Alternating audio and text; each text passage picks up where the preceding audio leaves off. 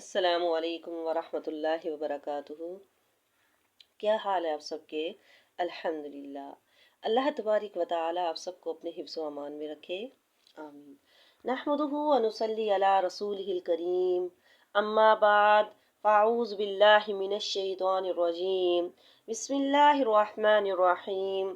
رب اشرح لی صدری ویسر لی امری واحلل عقدۃ من لسانی یفقہوا قولی ربی زدنی علما اللہم زدنا علما اللہم فقہنا فی الدین اللہم انا نسألک علما نافعا ورزقا طیبا وعملا متقبلا، آمین۔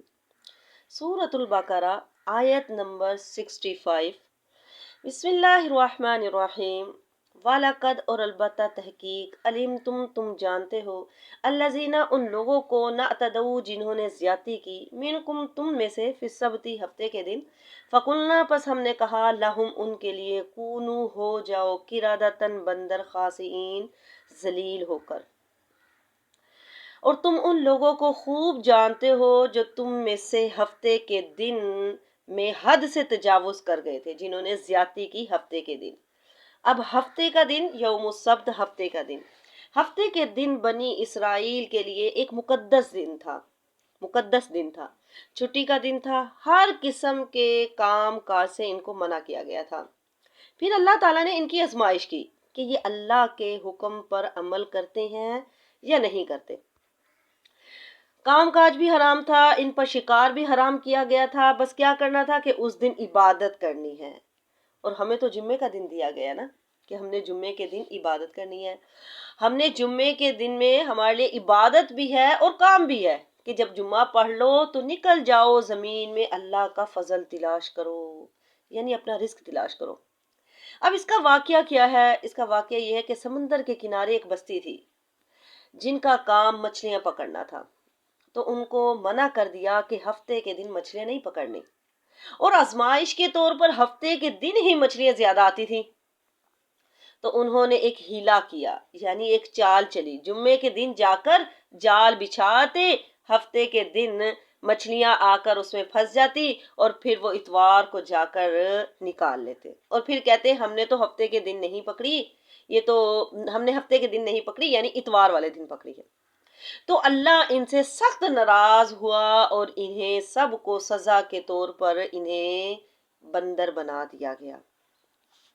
حدیث میں آتا ہے، آپ صلی اللہ علیہ وسلم نے فرمایا، جب سے اللہ نے تورات نازل کی اس وقت سے زمین پر بسنے والی کسی قوم، کسی نسل، کسی امت اور کسی بستی والوں کو آسمانی عذاب سے ہلاک نہیں کیا، البتہ ایک گاؤں والوں کو بندروں کی شکل میں مسخ کر دیا گیا تھا۔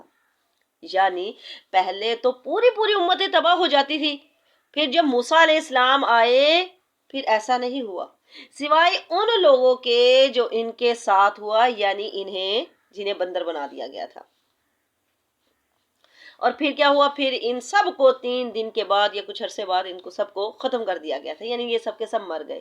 اور جو آج جو بندر ہیں یہ وہی ان کی نسل نہیں ہے، بلکہ ان کو تو ختم کر دیا گیا تھا۔ اللہ نے تو ان کو سزا دی تھی، ان پر عذاب آیا تھا، پھر ان کو اولاد کیسے ہو سکتی تھی؟ جو آج ہیں یہ صرف جانور ہیں۔ اچھا، اس آیت میں خاص طور پر ہیلا کرنے سے منع کیا گیا ہے۔ دین میں ہیلا کرنا حرام ہے، اور ہیلا یہ ہوتا ہے کہ مختلف چال بازیاں کر کے حرام چیز کو اپنے اوپر حلال کر لینا، اپنے لیے حلال کر لینا۔ جیسا کہ بنی اسرائیل پر چربی حرام کی گئی تھی، انہوں نے کیا کیا؟ اسے بیچ کر اس کے پیسے کھا لیے، یعنی وہ کہتے تھے کہ ہم کھاتے نہیں ہیں، ہم بیچ دیتے ہیں۔ تو اس طرح یہ چال بازیاں کرنا، ہیلے کرنا یہ حرام ہے۔ آپ صلی اللہ علیہ وسلم نے فرمایا، مکر اور دھوکہ آگ میں ہے، یعنی چال بازیاں کرنا، سازشیں کرنا اور دھوکے، دوسروں کو بیوقوف بنانا، یہ بہت خطرناک گناہ ہے۔ اللہ تعالی ہم سب کو ان گناہوں سے بچا کر رکھے، آمین۔ فجعلناہا، بس ہم نے بنایا، نکالاً عبرت، لما اس کے لیے، بین یدیہا جو ان کے آگے ہے، وما خلفہا اور جو ان کے پیچھے ہے، وموعظۃ اور نصیحت ہے، للمتقین پرہیزگاروں کے لیے۔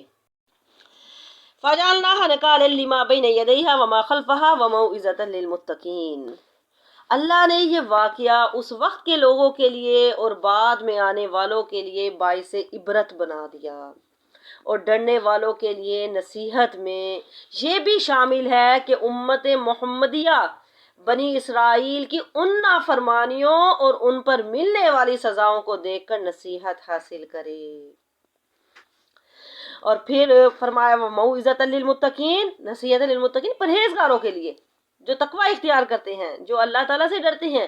تقوی کے بغیر نہ تو انسان قرآن سے فائدہ اٹھا سکتا ہے، اور نہ اللہ کے ڈر کے بغیر انسان لوگوں پر آنے والے عذاب سے نصیحت حاصل کر سکتا ہے۔ تو تقوی کا ہونا انتہائی ضروری ہے۔ اللہ سے انسان کو ہر وقت ڈرتے رہنا چاہیے۔ وَإِذْ، اور جب قالا کہا موسیٰ نے لِقَوْمِهِ اپنی قوم سے، اپنی قوم کے لیے، ان اللہ، بے شک اللہ تعالیٰ، یأمرکم، حکم دیتا ہے تم کو، ان یہ کہ تذبحوا، تم ذبح کرو، بقرۃ، ایک گائے۔ قالوا، انہوں نے کہا، تتخذنا، کیا تو پکڑتا ہے ہمارے ساتھ، ہزوا، مذاق۔ قالا کہا، اعوذ، میں پناہ مانگتا ہوں، باللہ، اللہ کی، ان یہ کہ اکونا، میں ہو جاؤں، من الجاہلین، جاہلوں میں سے۔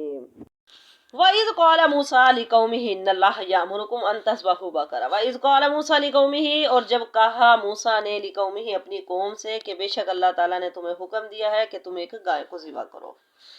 یہاں پر اللہ تعالیٰ نے بنی اسرائیل کا امتحان لیا ہے۔ بنی اسرائیل ایک لمبے عرصے تک فرعونیوں کے ساتھ رہے تھے، اور وہ جو فرعونی تھے وہ گائے کی پوجا کرتے تھے، مشرک قوم تھی۔ تو ان کے دلوں میں بھی گائے کی محبت آ گئی۔ دیکھیں، صحبت کا بھی اثر ہوتا ہے، ماحول کا بھی اثر ہوتا ہے۔ اب ان کے دلوں میں بھی گائے کی محبت آ گئی، تو اللہ نے ان کو خالص کرنے کے لیے ان کا امتحان لیا۔ اور یاد رکھیے، آزمائشیں اور امتحان بندے کو اللہ کے قریب کرنے کے لیے بھی آتے ہیں۔ تو اللہ نے ان کو حکم دیا کہ گائیں ذبح کرو، تاکہ پتہ چلے کہ یہ اللہ کی کتنی بات مانتے ہیں اور اپنی خواہش کو کتنا قربان کر سکتے ہیں۔ یہ بات ان پر بڑی گرا گزری، یعنی اس بات پر عمل کرنا ان کے لیے بہت مشکل ہو رہا تھا۔ دیکھیں، جب اللہ کا کوئی حکم آتا ہے اور اس پر عمل کرنا ہمیں مشکل لگتا ہے، تو ہم اس پر سوال کیے جاتے ہیں تاکہ کسی طرح یہ ٹل جائے۔ حالانکہ جو حکم ہے وہ تو اپنی جگہ پر ہے، وہ کیسے ٹل سکتا ہے؟ تو اب یہاں بھی بنی اسرائیل سوال پر سوال کریں گے کہ انہیں گائیں نہ ذبح کرنی پڑے، لیکن آخر انہیں کرنی ہی پڑی۔ اور جب موسیٰ علیہ السلام تورات لینے گئے تھے، تو جب بھی انہوں نے بچڑا بنا کر اس کی پوجا شروع کر دی۔ اب موسیٰ علیہ السلام نے اللہ کے حکم سے اس عقیدے کو جڑ سے اکھاڑنے کے لیے کوئی گائیں ذبح کرنے کا حکم دیا۔ تو اس پر انہوں نے مذاق سمجھا کہ بھلا گائے بھی ذبح کی جا سکتی ہے، تو کہنے لگے کہ کیا تو ہم سے مذاق کرتا ہے؟ حضرت موسیٰ علیہ السلام نے فرمایا، میں اللہ کی پناہ پکڑتا ہوں کہ میں جاہلوں میں سے ہو جاؤں، تو موسیٰ علیہ السلام نے کہا کہ تم مجھے جاہل سمجھتے ہو؟ تو پتہ کیا چلا کہ مذاق کرنا جاہلوں کا کام ہے، مذاق اڑانا جاہلوں کا کام ہے۔ موسیٰ علیہ السلام نے کہا کہ تم مجھے جاہل سمجھتے ہو، میں اللہ کی پناہ لیتا ہوں کہ میں کبھی بھی ایسا کام کروں کہ میں جاہلوں میں شمار ہوں۔ یعنی نبی کی یہ شان کے خلاف ہے، نبی کی شان کے خلاف ہے کہ کسی کا مذاق اڑائے، اور جو لوگ سچے دل سے نبی کی پیروی کرتے ہیں وہ کبھی بھی کسی کا مذاق نہیں اڑاتے۔ تو ہمیں بھی کسی کا مذاق نہیں اڑانا چاہیے۔ اور پیغمبر جو ہوتے ہیں اخلاق کے اعلیٰ ترین درجے پر ہوتے ہیں، اور جو اخلاق کے اعلیٰ ترین درجے پر ہوں وہ تو کسی کی طرف دیکھ کر اشارہ بھی نہیں کرتے۔ ایک مرتبہ امام بخاری کسی سے حدیث سن رہے تھے، اور وہ نابینا تھے، جسے حدیث سن رہے تھے وہ نابینا تھے، تو ان کے پڑھنے کا انداز ایسا تھا کہ جس سے امام بخاری کے منہ پر مسکراہٹ آ گئی۔ اب وہ تو امام بخاری کو نہیں دیکھ رہے تھے، تو امام بخاری کو بڑی فکر ہوئی کہ میں ان کو دیکھ کر ہنسا ہوں، صرف مسکراہٹ آئی تھی۔ تو اس پر امام بخاری نے ان سے معافی مانگی کہ مجھے معاف کر دیں، آپ حدیث پڑھ رہے تھے اور میں آپ کو دیکھ کر مسکرایا، اور اگر آپ دیکھتے تو شاید آپ کو اچھا نہ لگتا۔ تو اس کو کہتے ہیں تقویٰ۔ یہ ہوتا ہے تقوی۔ آج ہم پتہ نہیں کتنا دوسروں کی طرف دیکھ کر ہنستے ہیں، طنزیہ ہنستے ہیں، مذاق اڑاتے ہیں۔ ہمیں یہ کام نہیں کرنے چاہیے۔ بات بات پر لوگوں کا مذاق اڑانا یہ جہالت کی علامت ہے۔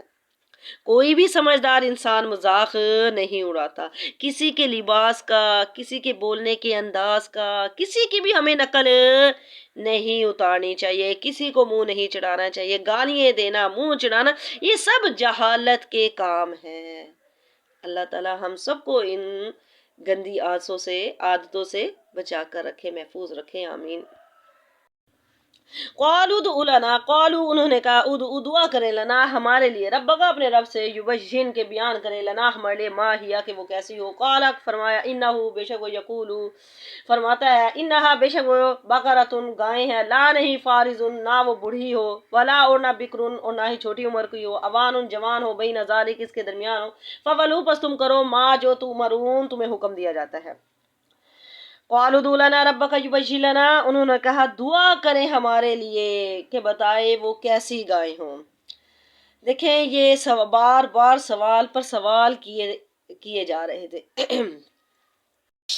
اگر وہ کسی بھی ایک گائے کو ذبح کر دیتے تو اللہ کے حکم پر عمل ہو جاتا، لیکن انہوں نے سیدھے طریقے سے عمل کرنے کی بجائے اور بھی طرح طرح کے سوالات کرنے شروع کر دیے کہ ہمیں بتائے کہ وہ بیل کس طرح کی ہو۔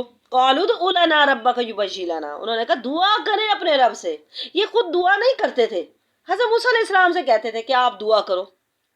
آج بھی بہت سے لوگ ایسے ہی کرتے ہیں، وہ نہ تو خود نماز پڑھتے ہیں اور نہ ہی خود دعا کرتے ہیں، اور دوسروں کو کہتے ہیں دعاؤں میں یاد رکھنا، میرے لیے دعا کرنا۔ جتنی بار ہم بندوں کو کہتے ہیں، اگر ہم اتنی بار خود ہی اللہ سے دعا کر لیں تو ہمارا مسئلہ بھی حل ہو جائے گا انشاءاللہ۔ انسان کو خود بھی اپنے لیے دعا کرنی چاہیے، صرف دوسروں کو ہی نہیں کہتے رہنا چاہیے، اپنے لیے خود بھی دعا کرے۔ تو انہوں نے کہا کہ آپ دعا کریں ہمارے لیے کہ وہ بیل کس طرح کا ہو، کیسی ہو وہ گائیں۔ تو فرمایا، حضرت موسیٰ نے کہا کہ اللہ تعالیٰ فرماتے ہیں وہ بیل نہ تو بوڑھی ہو اور نہ ہی چھوٹی عمر کی ہو، یعنی درمیانی ہو، بین ذالک اس کے درمیان، یعنی جوان ہو، فولو پس تم کرو ما جو تؤمرون تمہیں حکم دیا جاتا ہے۔ قالوا انہوں نے کہا ادعو دعا کر لینا ہمارے لیے ربک اپنے رب سے، یبین کے بیان کر دے لنا ہمارے لیے، ما لونھا کہ اس کا رنگ کیسا ہے، قالا کہا انہا بے شک وہ یقول فرماتا ہے، انہا بے شک وہ بقرۃ گائیں ہیں، صفراء زرد رنگ کی، فاقع گہرا ہے، لونھا اس کا رنگ، تسر الناظرین تسر اچھی لگتی ہے ناظرین دیکھنے والوں کو۔ قالوا ادع لنا ربک یبین لنا ما لونھا، قالوا انہوں نے کہا دعا کرے ہمارے لیے اپنے رب سے کہ وہ بتائے اس کا رنگ کیسا ہو۔ یعنی جیسے آپ بتا رہے ہیں تو ایسی تو بہت سی گائیں ہیں، کوئی اور نشانی بتائیں۔ اب انہوں نے سوال کر کے اپنے لیے مشکل پیدا کر دی۔ یہ سوال وہ اس لیے کر رہے تھے تاکہ انہیں کرنی نہ پڑے اور جان چھوٹ جائے۔ پھر مزید سوال کر کے اپنے لیے مشکل کھڑی کر لی کہ اس کا رنگ کیسا ہو۔ کوئی بھی گائے پکڑ کے ذبح کر دیتے، کوئی بھی رنگ ہوتا، لیکن سوال کر کے اپنے آپ کو انہوں نے مشکل میں ڈال دیا۔ تو اللہ نے 3 شرطیں اور لگا دی۔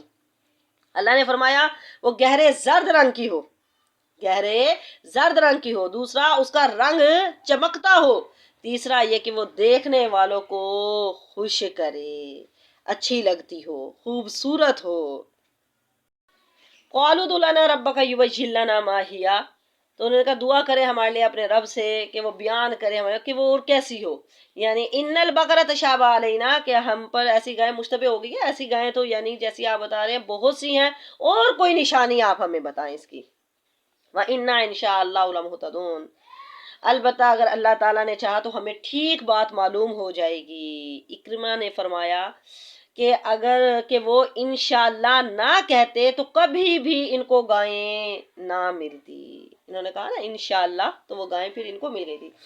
قالا کہا، حضرت موسیٰ نے فرمایا انہو بے شک وہ یقول فرماتا ہے، انہا بے شک وہ بقرۃ گائیں ہیں، لا نہیں ذلول نہ وہ محنت کرنے والی ہو، تثیر الارض نہ وہ ہل چلاتی ہو ارض زمین میں، ولا اور نہ تسقی الحرث نہ وہ سیراب کرتی ہو ہرسا کھیتی کو، مسلمۃ सही सालिम हो, बेऐब हो। ला नहीं शियाता, ना कोई दाग हो, फीहा इसमें, वला क़ालू उन्होंने कहा अल आना अब जीता तुलाया बिल हक की हक बात, फज़बा हुआ बस उन्होंने उसको ज़िबा किया, वमा और नहीं कादू लगते थे वो यफ़अलून के वो ऐसा करते। अब इन्होंने और मजीद सवाल करके अपने लिए और मुश्किल, अपने आप को मुश्किल में डाल दिया। मजीद और दो शर्तें अल्लाह ताला ने लगा दी कि वो गायें जो है काम करने वाली ना हो, ना जमीन में हल चलाती हो, ना ही वो खेती को पानी पिलाती हो। वला तस्किल हरसा मुसल्लमतुन, सही सालिम हो, कोई माजूरी ना हो, कोई माजूर ना हो, कोई ऐब ना हो उसमें। ला शियत फीहा, और कोई दाग ना हो, यानी सारे जिस्म पर एक ही रंग हो, कोई और दाग उस पर ना हो। तो उन्होंने कहा कालू अल आना, कालुल आना, उन्होंने कहा अब जीता बिल हक की, अब तू लेकर आया ठीक बात, अब तूने सही बात की है। बस फिर उन्होंने पकड़कर गाय को ज़िबा किया। तो फिर उन्होंने वो गायें ढूंढी, और बाज रवायत में आता है कि उसके वजन के बराबर सोना दिया फिर गाय मिली, या फिर उसकी खाल के बराबर सोना दिया फिर वो गाय मिली। तो इन्हें बड़ी भारी कीमत अदा करके वो गायें मिली, और फिर इसको उसको उन्होंने ज़िबा किया। और ये इन्होंने अपने आप को खुद मुश्किल में डाला ज़्यादा से ज़्यादा सवालात करके, और हमें भी दीन में ज़्यादा सवाल करने से मना किया गया है। आप सल्लल्लाहु अलैहि वसल्लम ने फरमाया बेशक अल्लाह तबारिक व तआला हमारे लिए 3 बातें पसंद नहीं करता। बिला वजह की गुफ्तगू करना, यानी फजूल बातें करना, दूसरी माल को ज़ाया करना, और तीसरा बहुत ज़्यादा सवाल करना। बहुत ज्यादा सवाल, और बहुत ज्यादा सवाल करना ये साबका कौमों की हलाकत का बायस भी बना है। आप सल्लल्लाहु अलैहि वसल्लम ने फरमाया तुमसे पहले लोग अपने कसरत सवाल की वजह से, यानी बहुत ज्यादा सवाल करने की वजह से हलाक हुए, और वो अपने नबियों से इख्तिलाफ करते थे। और जब तुम्हें मैं किसी चीज का हुक्म दूं तो हस्बे इस्तिताअत उसे अपना लो, और जब किसी चीज से रोकूं तो उससे रुक जाओ, यानी ज्यादा सवालात करने से मना किया गया है। इसी तरह एक हदीस में आता है कि आप सल्लल्लाहु अलैहि वसल्लम ने फरमाया कि अल्लाह तबारिक व तआला ने यानी हज को फ़र्ज़ किया है, जिस पर इस्तिताअत है, अगर कोई इस्तिताअत रखता है तो उस पर हज करना फ़र्ज़ है। तो एक आदमी खड़ा हुआ तो उसने कहा कि अल्लाह के रसूल क्या हर साल? आप सल्लल्लाहु अलैहि वसल्लम खामोश रहे। फिर उसने पूछा कि अल्लाह के रसूल क्या हर साल? आप सल्लल्लाहु अलैहि वसल्लम खामोश रहे। फिर तीसरी बार सवाल किया कि अल्लाह के रसूल क्या हर साल? आप सल्लल्लाहु अलैहि वसल्लम ने फरमाया नहीं। आप सल्लल्लाहु अलैहि वसल्लम ने फरमाया अगर मैं हाँ कह देता तो तुम्हारे लिए हर साल वो फर्ज हो जाता। तो इसी वजह से कसरत सवाल करने से मना किया गया है, यानी ज्यादा सवाल करने से मना किया गया है। आप सल्लल्लाहु अलैहि वसल्लम ने फरमाया जितना मैं हुक्म दूं तो इस्तिताअत के मुताबिक उतना उस पर अमल किया जाए, जिससे मना कर दूं तो उससे रुक जाओ।